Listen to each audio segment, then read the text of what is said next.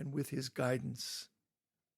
Under the tree is a metaphor meant to signal that when the topic is liberation, the classroom or workshop can come to life anywhere, a park or a house of worship, a storefront or a street, a hiring hall or a factory floor, a people's assembly or a demonstration, or, why not, a comfortable piece of ground in the shade of a big old tree. Wherever folks come together to face one another authentically, without pretenses, in order to take stock of the world as it is, and to wonder about how we might build a world that should be or could be, that becomes another site of learning and growth and change. We draw inspiration and wisdom from the freedom schools created during the great uprisings of the 1950s and 1960s. Those fugitive spaces were sites where people gathered to organize an insurgency, and in those settings, modern expressions of the centuries-old Black freedom movement rising today in astonishing new ways to urgently interrogate the circumstances of their lives, to name their political moment, and to think freely toward a world built on the twin pillars of love and justice. Freedom School participants generated their own questions, and over time, a practice evolved that steadily unlocked the wisdom in the room, built agency and empowerment through engaging the real problems people faced in their lives, including structural barriers and obstacles that led to shared inquiry and then to collective action.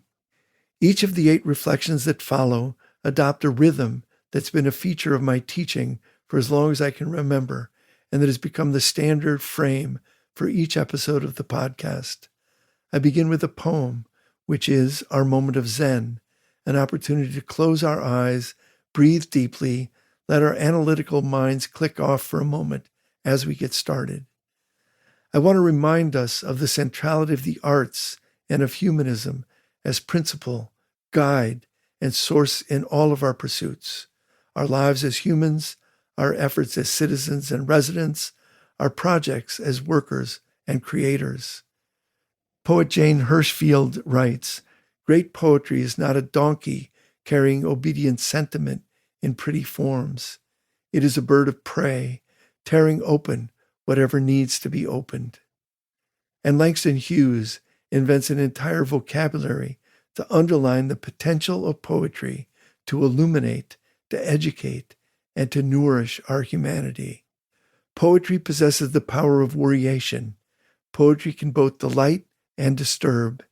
It can interest folks. It can upset folks. Poetry can convey both pleasure and pain. And poetry can make people think. If poetry makes people think, it might make them think constructive thoughts, even thoughts about how to change themselves, their town, and their state for the better.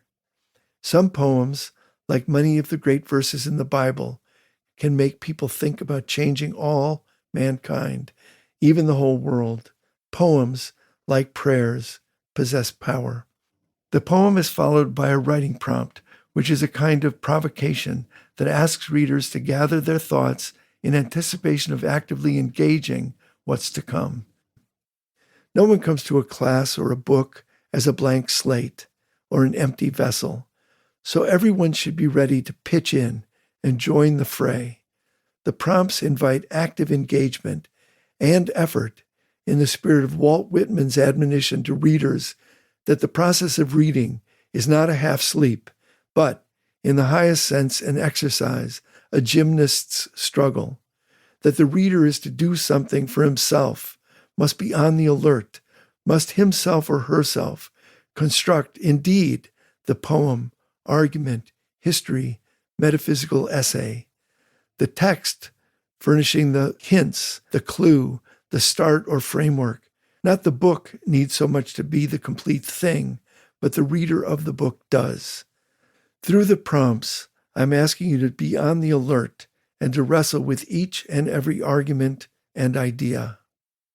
We've been honored again and again to be in conversation with artists, activists, authors, and academics in a segment we call pronounced as a sigh, who've thought deeply about the question.